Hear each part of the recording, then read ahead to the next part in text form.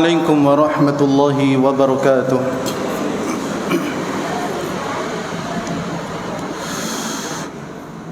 الحمد لله وكفى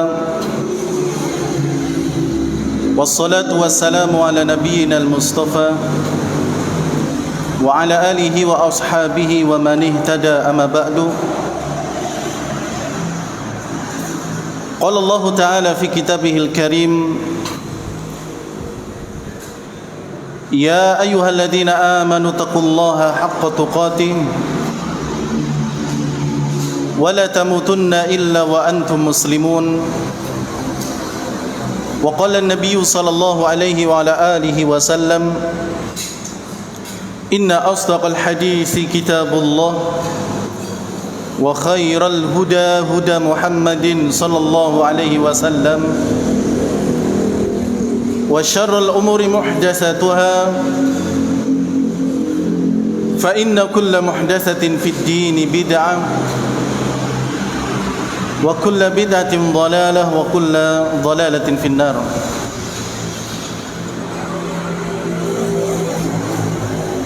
معاشر القوم المسلمين والmuslimat rahimani wa rahimakumullah. Alhamdulillah, kita bersyukur kepada Allah Subhanahu wa taala pada kesempatan malam hari ini kita masih dipertemukan dalam keadaan beribadah kepada Allah Subhanahu wa taala dengan ibadah yang mulia, yakni bersama-sama belajar ataupun menuntut ilmu agama Allah Subhanahu wa taala, yang mana menuntut ilmu adalah salah satu di antara kewajiban bagi kita semuanya, sehingga hendaknya setiap muslim untuk memberikan perhatian yang penuh terhadap ibadah yang mulia ini.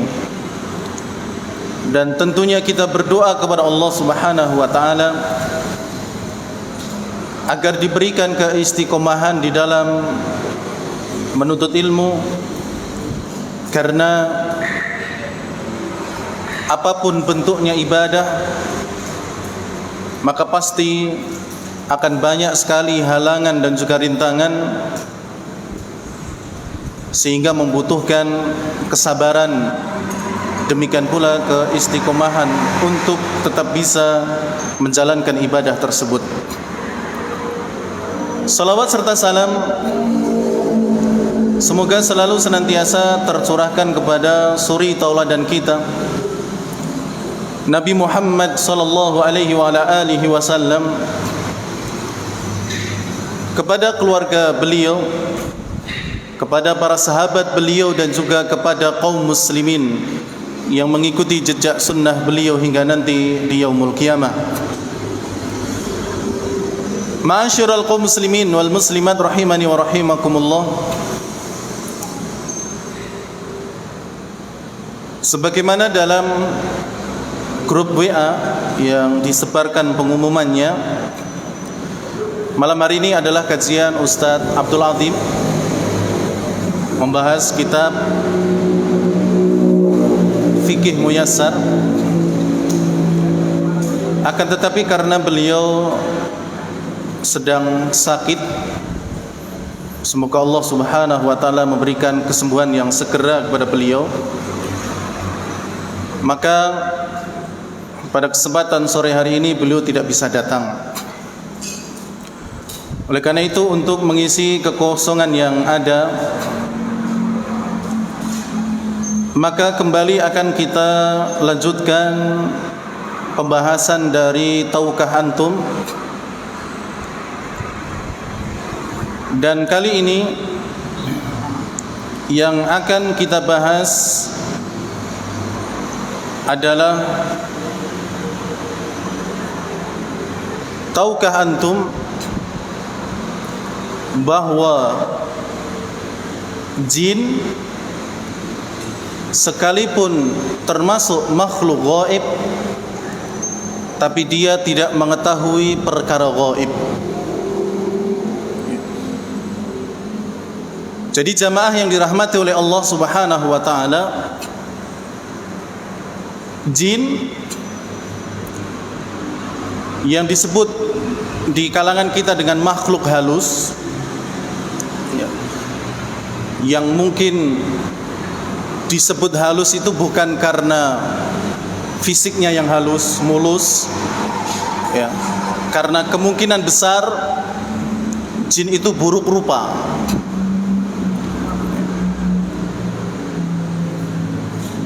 Adapun penamaan makhluk halus mungkin karena dia tidak terlihat, sehingga dikatakan dengan atau disebut dengan makhluk halus. Nah, jin ini termasuk makhluk gaib, ya, termasuk makhluk gaib. Akan tetapi sekalipun demikian, jin ini tidak mengetahui perkara gaib sedikit pun, ya. Tidak mengetahui perkara gaib sedikit pun. Dan insya Allah nanti kita akan sebutkan di antara dalilnya.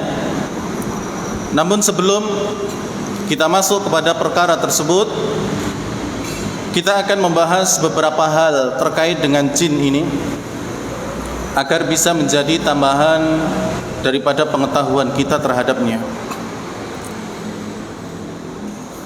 Jamaah yang dirahmati oleh Allah Subhanahu wa taala,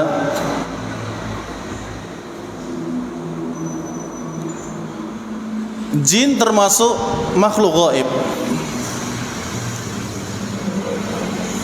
yang wajib kita imani keberadaannya. Jadi kita juga harus yakin kalau jin itu ada. Bukan mengimani jinnya, tapi keberadaan jin itu wajib kita imani. Karena keberadaan mereka telah ada dalilnya, baik dari Al-Quran ataupun dari Sunnah, dari hadis-hadis Nabi SAW.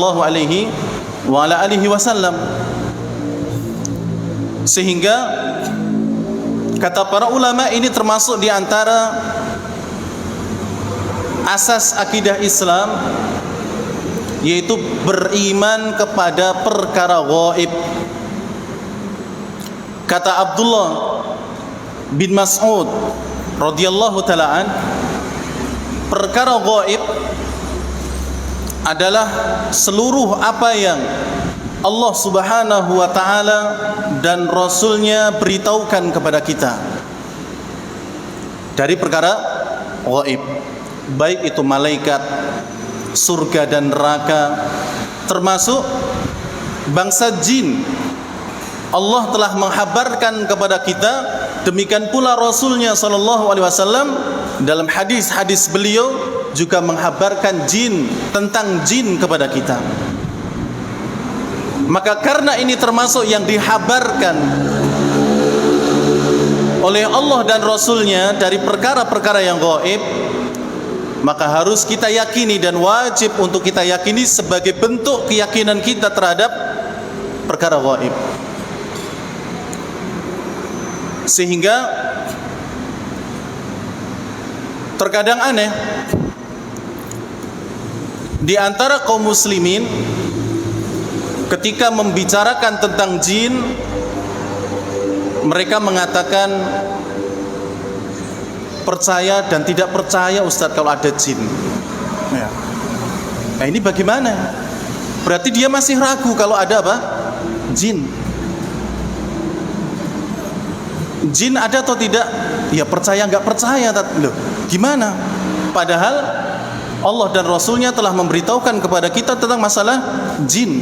Kenapa masih ragu? Iya. Sehingga keyakinan atau keraguan seperti ini hanya dihilangkan dan kembali kepada keyakinan bahwa jin itu ada. Demikian pula bagi mereka yang tidak meyakini sama sekali tidak ada jin. Ya, jin itu cuma halusinasi, atau jin itu hanya kabar burung, ya, atau jin itu hanya sekedar cerita dan dongeng, kisah dan sebagainya. Maka yang seperti ini juga harus dihilangkan. Ya, karena Allah Subhanahu wa taala telah menerangkan banyak dalil dalam Al-Qur'an. Demikian pula Nabi sallallahu alaihi wasallam dalam hadis beliau tentang jin, dan itu menunjukkan adanya mereka. Kalau kita beriman kepada apa yang Allah habarkan tentang masalah surga dan neraka, itu kan masih perkara gaib. Tapi kita yakini ada. Kalau Allah Subhanahu wa taala dan Rasulnya menghabarkan kepada kita tentang malaikat, kemudian itu ada, dan kita yakini itu ada. Kenapa tentang masalah jin yang juga Allah dan Rasulnya menghabarkan kepada kita, lalu kita tidak meyakininya atau malah masih ragu-ragu? Maka hendaknya ini menjadi satu kepaduan. Kemudian jamaah yang dirahmati oleh Allah Subhanahu wa taala, hal ini penting karena beriman dengan perkara gaib adalah termasuk sifatnya orang-orang yang bertakwa. Dan ini ayat yang banyak dihafal oleh kaum muslimin, ya, dari surah Al-Baqarah ayat 1 sampai ayat 5 biasanya sering dibaca, sering dihafal. Apa kata Allah Subhanahu wa taala? Alif Lam Mim, dzalikal kitabu la raiba fi hudal lil muttaqin. Ya, Alif Lam Mim, ini adalah kitab yang la raiba fi, tidak ada keraguan di dalamnya. Hudal lil muttaqin, kitab ini yakni Al-Qur'an adalah petunjuk bagi orang-orang yang bertakwa. Siapa orang-orang yang bertakwa? Dilanjutkan di ayat yang ketiga, alladzina yu'minuna bil ghaib. Ya. Alladzina yu'minuna bil ghaib wa yuqimuna sholata wa mimma razaqnahum yunfiqun. Siapa orang-orang yang bertakwa? Kata Allah, mereka adalah orang-orang yang beriman terhadap perkara gaib. Ya, beriman kepada perkara gaib. Ini salah satu sifat orang-orang yang bertakwa, adalah beriman kepada perkara gaib. Dan tadi Abdullah bin Mas'ud radhiyallahu taala an, beliau mengatakan seluruh perkara gaib yang telah diberitahukan oleh Allah dan Rasulnya kepada kita, termasuk diantaranya adalah masalah apa? Jin. Kemudian jamaah yang dirahmati oleh Allah Subhanahu wa taala, di antara dalil yang menunjukkan keberadaan jin adalah Allah Subhanahu wa taala berfirman, wa id sarafna ilaika nafaram minal jinni yastami'una al-Qur'an. Ketika Allah Subhanahu wa taala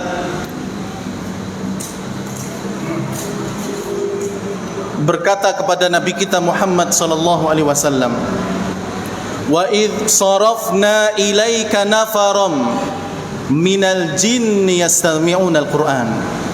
Wahai Muhammad, ingatlah tatkala kami menghadapkan kepadamu nafaron, segerombolan minal jin, dari kalangan jin, yastami'una al-Qur'an, yang mendengarkan Al-Qur'an darimu. Lihat, Allah Subhanahu wa taala memberitahukan kepada Nabi kita Muhammad sallallahu alaihi wasallam bahwa ada segerombolan jin dihadapkan di hadapan Nabi Muhammad sallallahu alaihi wasallam untuk mendengarkan Al-Qur'an. Ya. Kalau kemudian kita tidak percaya adanya jin, akankah kita menolak ayat ini? Sedangkan Allah Subhanahu wa taala memberitahukan hal itu kepada Nabi kita Muhammad sallallahu alaihi wasallam. Jadi Allah menghadapkan beberapa golongan jin ya kepada Nabi Muhammad SAW untuk mendengarkan Al-Quran. Bahkan dalam ayat yang lain Allah Subhanahu wa ta'ala memanggil golongan jin dan juga manusia dengan mengatakan ya ma'syaral jin, ya ma'syaral jinni wal ins, wahai golongan jin dan manusia, belum datangkah kepada kalian rasul-rasul dari golongan kamu sendiri? Lihat, Allah Subhanahu wa ta'ala menghabarkan hal ini kepada kita. Kemudian juga dalam Al-Quran Allah Subhanahu wa ta'ala berfirman di ayat yang lain, Qul uhiya ilayya annahu istama'a nafarum minal jinni faqalu inna sami'na qur'anan ajaba. Katakanlah wahai Muhammad, telah diwahyukan kepadaku bahwa sekelompok jin telah datang dan mereka mendengarkan Al-Quran. Lalu mereka mengatakan apa? Inna sami'na qur'anan ajaba. Sesungguhnya kami telah mendengar Al-Quran yang menakjubkan. Bayangkan, mereka juga takjub terhadap Al-Quran.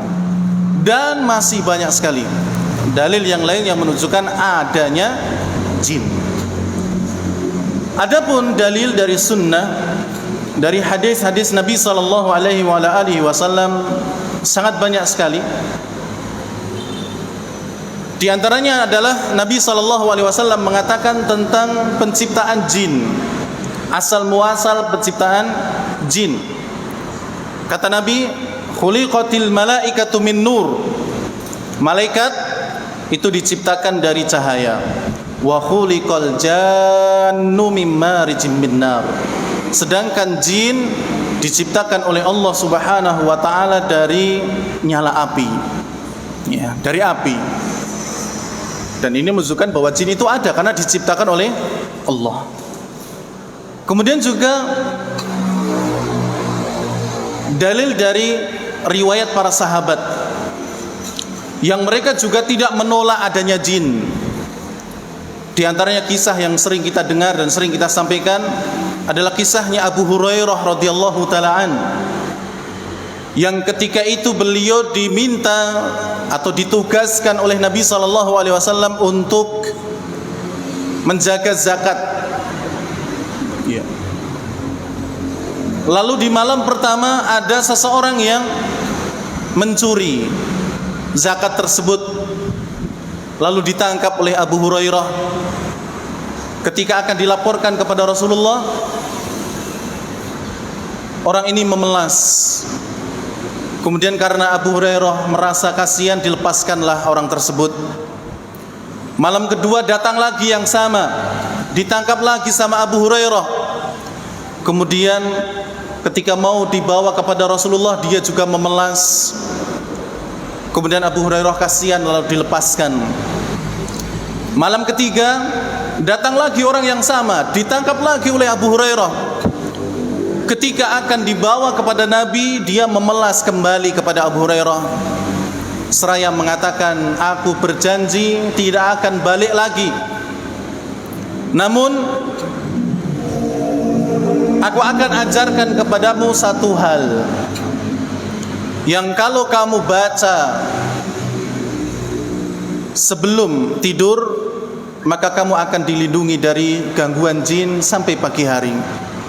Maka kemudian orang tersebut mengajari Abu Hurairah ayat kursi, lalu dilepaskan.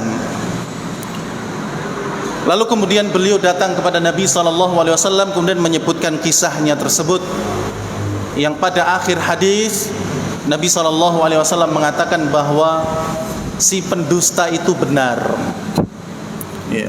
Si pendusta, maksudnya ketika sudah menjelaskan tentang kisahnya Abu Hurairah kepada Rasulullah, Rasulullah bertanya kepada Abu Hurairah, tahukah kamu siapa yang datang kepadamu di 3 malam terakhir ini, wahai Abu Hurairah?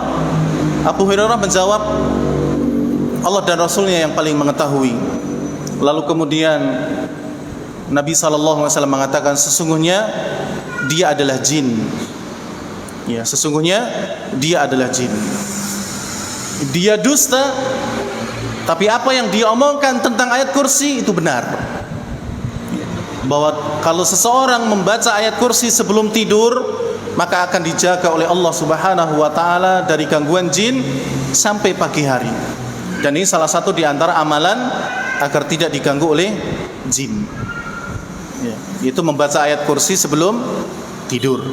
Maka hendaknya anak-anak kita yang sudah bisa membaca diajarkan hal ini. Kemudian juga kisah Ubay bin Ka'ab radhiyallahu ta'ala yang ketika beliau memanen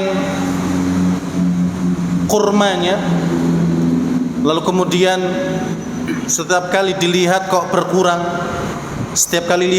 dilihat kok berkurang, akhirnya beliau punya rencana untuk mengintip siapa yang mengambil hasil panen kurmanya Ubay bin Ka'ab.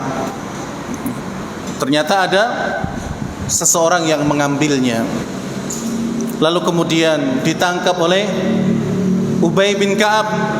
Lalu kemudian ditanya, siapa kamu? Dia menjawab, jin. Lalu kemudian orang tersebut mengatakan kepada Ubay bin Ka'ab, maukah aku tunjukkan kepada satu hal yang jika engkau lakukan maka kamu akan terlindungi dari gangguan bangsa kami, yaitu jin. Kata Ubay, apa itu? Bacalah ayat kursi di pagi hari, maka kamu akan dilindungi dari gangguan kami sampai sore hari. Bacalah ayat kursi di sore hari, maka kamu akan dilindungi dari gangguan kami, yakni bangsa jin, sampai pagi hari. Lalu hal ini disampaikan kepada Rasulullah, dan Rasulullah membenarkan apa yang dikatakan oleh jin tersebut. Ya, dan ini juga bagian dari yang kita harus perhatikan. Zikir pagi dan sore, salah satunya adalah membaca ayat kursi di pagi hari dan juga di sore hari. Kemudian juga jamaah yang dirahmati oleh Allah, kisah di zamannya Umar bin Khattab radhiyallahu ta'ala. Ada seorang laki-laki yang keluar dari rumahnya untuk mengerjakan sholat, lalu tiba-tiba dia menghilang. Tidak diketahui dia kemana arahnya pergi, dan juga tidak diketahui kemana dia hilang. Sampai ketika teman-temannya ini balik dari masjid, pulang ke rumah istrinya, si laki-laki ini tidak ada. Yang pada akhirnya jamaah yang dirahmati oleh Allah Subhanahu wa taala, akhir kisah tersebut adalah sang laki-laki itu datang menemui Umar bin Khattab radhiyallahu ta'ala, kemudian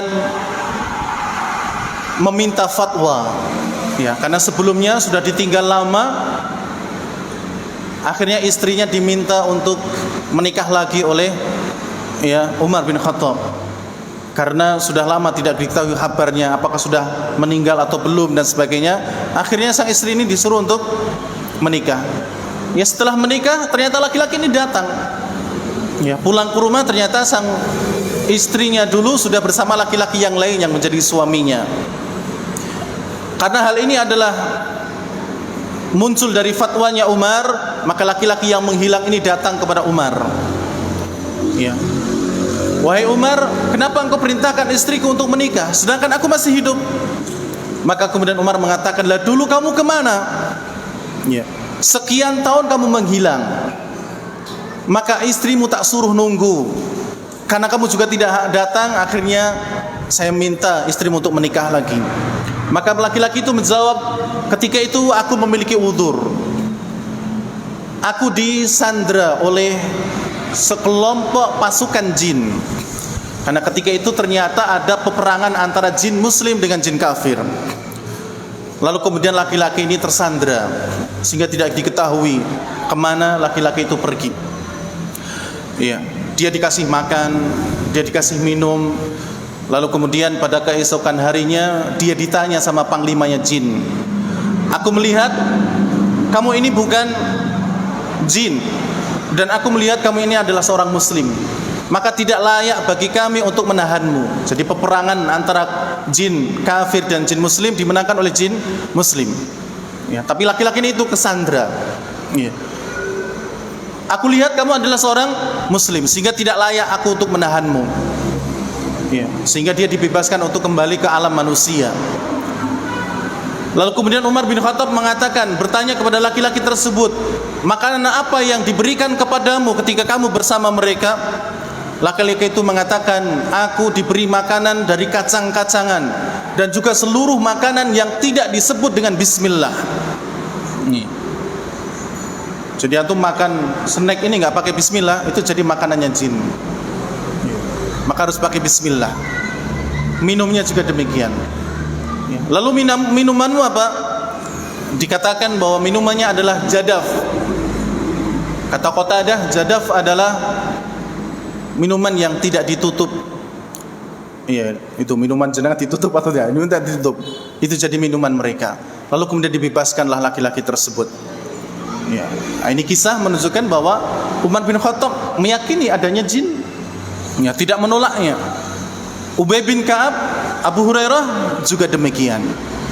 Bahkan pernah terjadi di masa Nabi sallallahu alaihi wasallam bahwa beliau pernah berkumpul-kumpul dengan para sahabat. Lalu tiba-tiba Nabi sallallahu alaihi wasallam menghilang. Ya, tidak diketahui beliau kemana. Para sahabat mencari ke lembah-lembah, juga tidak ditemukan di mana Nabi sallallahu alaihi wasallam. Sampai kemudian mereka berpikir bahwa Nabi sallallahu alaihi wasallam dibunuh tanpa diketahui seorang pun.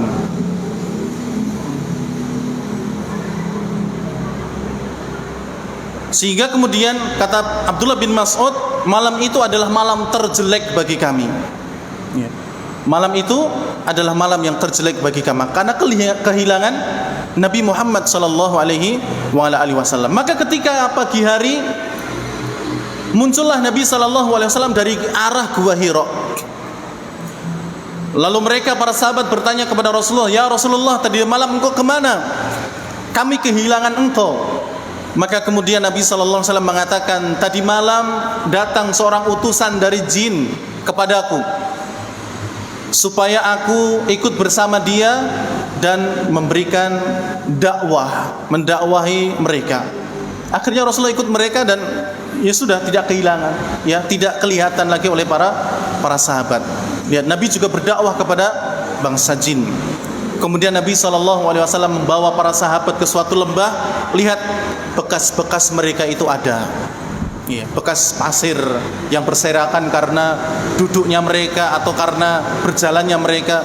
Kemudian juga ada api di situ, ya, bekas tadi malam mereka bersama Nabi SAW didakwai oleh beliau. Ya. Jadi jamaah yang dirahmati oleh Allah, keberadaan jin itu memang ada, ya. Walaupun para ulama mengatakan mereka berada di alam yang berbeda dengan alam kita, demikian pula alamnya malaikat. Ya, mereka ada di alam tersendiri. Kemudian jamaah yang dirahmati oleh Allah, yang selanjutnya yang akan kita sampaikan adalah apakah mungkin manusia bisa melihat jin? Maka jawabannya adalah mungkin, tapi dengan bentuk dan rupa yang bukan aslinya. Kalau aslinya tidak bisa, karena Allah Subhanahu wa taala berfirman, "Innahu yarakum huwa wa qabiluhu min haitsu la tarawnahum." Sesungguhnya dia, jin, itu bisa melihat kalian dari suatu tempat di mana kalian yang tidak bisa melihat mereka. Dalam bentuk aslinya kita tidak bisa melihatnya.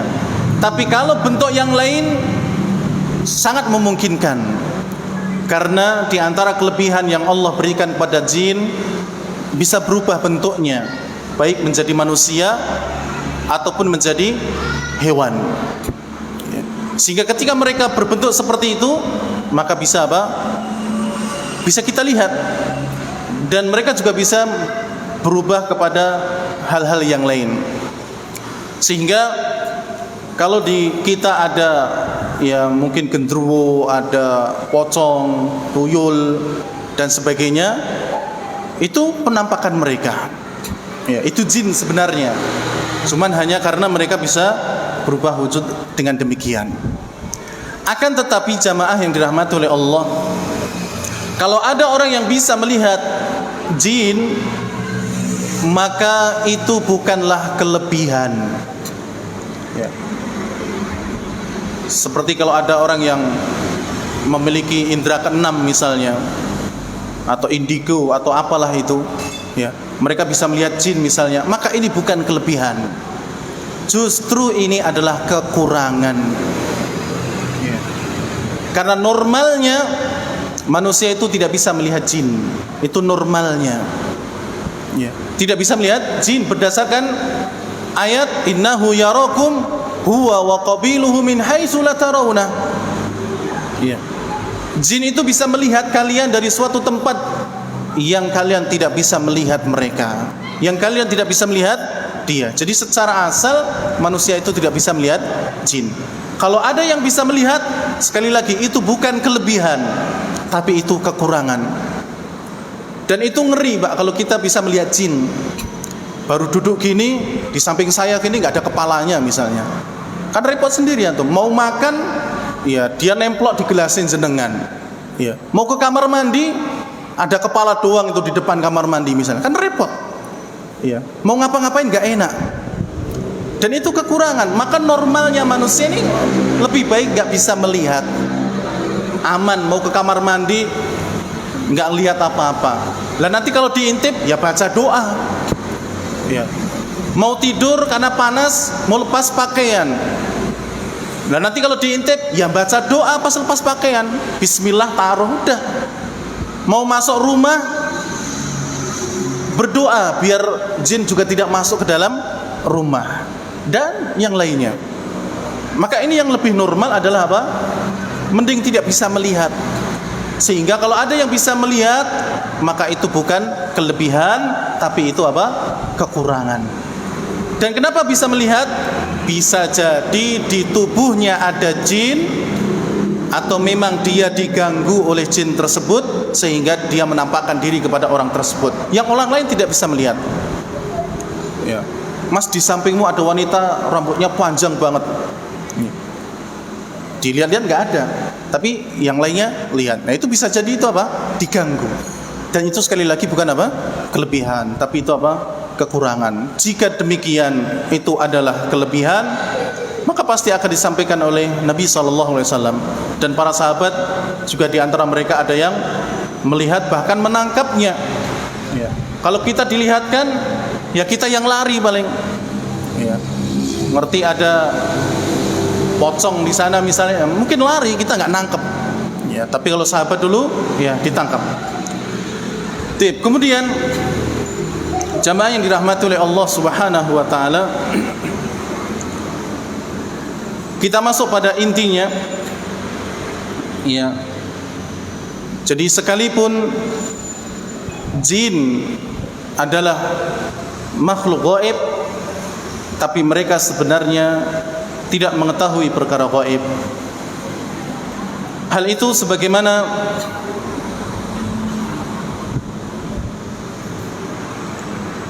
kisah tatkala Nabi Sulaiman alaihi salam meninggal dunia. Kita tahu bahwa Nabi Sulaiman alaihi salam memiliki tentara yang luar biasa, Pak. Enggak cuma dari kalangan manusia, itu biasa punya tentara dari manusia. Tapi beliau memiliki tentara dari kalangan jin. Beliau juga memiliki tentara dari kalangan hewan. Ya, ini luar biasa. Oleh karena itu jamaah yang dirahmati oleh Allah, Nabi Sulaiman alaihissalam berdoa kepada Allah supaya diberikan suatu kekuasaan yang tidak mungkin akan dimiliki oleh orang lain selain beliau sendiri, dan Allah kabulkan. Ya, di antara kekuasaan tersebut adalah beliau mampu menguasai manusia, jin dan juga hewan. Oleh karena itu setelah kematian beliau, tidak ada yang bisa menandingi seperti yang dimiliki oleh Nabi Sulaiman alaihissalam.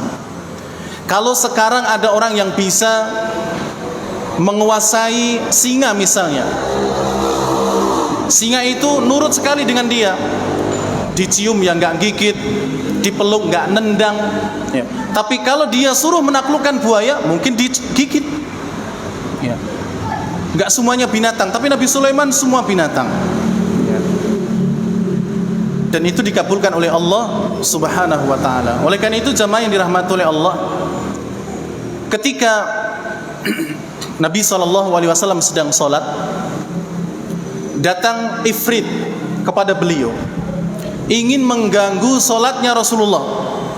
Maka ketika itu ifrit ditangkap oleh Nabi SAW, kemudian akan diikat di salah satu tiang di masjid. Yang kata beliau SAW, andaikan aku tidak mengingat perkataan dan doanya Nabi Sulaiman ya, maka pasti aku akan ikat ifrit ini di salah satu tiang masjid, sehingga besok pagi kalian bisa melihatnya ya. Besok pagi kalian bisa melihatnya.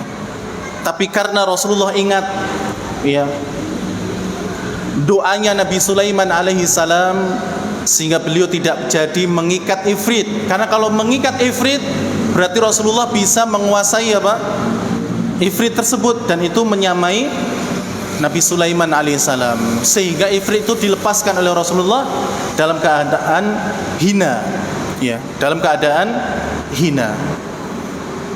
Ini jadi jamaah yang dirahmati oleh Allah Subhanahu wa taala, Nabi Sulaiman pernah memiliki ya pasukan dari kalangan jin, dan mereka disuruh juga untuk bekerja. Sehingga suatu hari ketika Nabi Sulaiman alaihissalam mengawasi para jin yang sedang bekerja, dan jin yang dikuasai oleh Nabi Sulaiman itu tidak cuma jin dari kalangan muslim, tapi juga jin dari kalangan kafir. Jin dari kalangan muslim yang bekerja kepada Nabi Sulaiman itu sebagai bentuk ketaatan dia kepada Allah, itu dihitung ibadah. Tapi kalau jin kafir yang bekerja kepada Nabi Sulaiman itu bukan karena ibadah, tapi mereka takut kalau disiksa, dihukum oleh Nabi Sulaiman atau dihukum oleh Allah Subhanahu wa ta'ala, sehingga mereka sangat nurut dengan Nabi Sulaiman alaihissalam, sehingga mereka pun dibiarkan untuk bekerja ya. Sehingga ketika Nabi Sulaiman sedang mengawasi mereka dengan membawa tongkatnya ya, Nabi Sulaiman alaihissalam meninggal dalam posisi tegak bersandar dengan tongkatnya, dan tidak ada satupun bala tentara beliau dari kalangan jin yang mengetahui kematian Nabi Sulaiman alaihissalam. Sampai akhirnya Allah Subhanahu wa ta'ala mengutus rayap untuk memakan tongkatnya Nabi Sulaiman alaihissalam, sehingga Nabi Sulaiman pun roboh, jatuh ya jasadnya. Kemudian ketika itu baru dari kalangan jin sadar, dari kalangan manusia sadar kalau ternyata Nabi Sulaiman alaihissalam telah meninggal ya. Lihat, jin ternyata juga tidak mengetahui perkara ghaib. Padahal jamaah yang dirahmati oleh Allah, kata para ulama, meninggalnya Nabi Sulaiman alaihissalam dengan jatuhnya jasad beliau karena tongkatnya dimakan rayap itu hampir 1 tahun lamanya ya. Jadi Nabi Sulaiman alaihissalam ya berdiri dengan tongkatnya mengawasi pasukannya sedang bekerja, kemudian meninggal ketika itu, dan beliau jatuh karena tongkatnya dimakan rayap itu hampir 1 tahun lamanya, dan tidak ada yang mengetahui sama sekali. Andaikan jin mengetahui bahwa Nabi Sulaiman telah meninggal, pasti mereka akan kabur ya, terutama yang kafir itu pasti akan kabur ya, melarikan diri atau pasti mereka sudah mengetahui kalau Nabi Sulaiman telah meninggal, tapi mereka terus bekerja. Kalau yang kafir takut nanti kalau nggak bekerja dihukum oleh Nabi Sulaiman alaihissalam. Dan yang pasti Allah Subhanahu wa taala pernah mengatakan, memerintahkan kepada Nabi Muhammad sallallahu alaihi wasallam, katakanlah wahai Muhammad, tidak ada seorang pun yang tahu akan perkara gaib di kolong langit ataupun di bumi ini kecuali Allah Subhanahu wa taala. Ya. Dan ini lafadznya umum, baik itu dari kalangan jin ataupun manusia, mereka tidak mengetahui perkara gaib sedikit pun kecuali Allah Subhanahu wa taala. Oleh karena itu jamaah yang dirahmati oleh Allah Subhanahu wa taala, hendaknya kita tidak percaya dengan apa yang dikatakan oleh jin, sehingga apabila ada yang kehilangan sesuatu kemudian dikatakan cari di sana, di atas batu, di bawah batu dan sebagainya, maka hendaknya tidak percaya begitu saja, karena pada asalnya jin itu sifatnya adalah pendusta. Ya.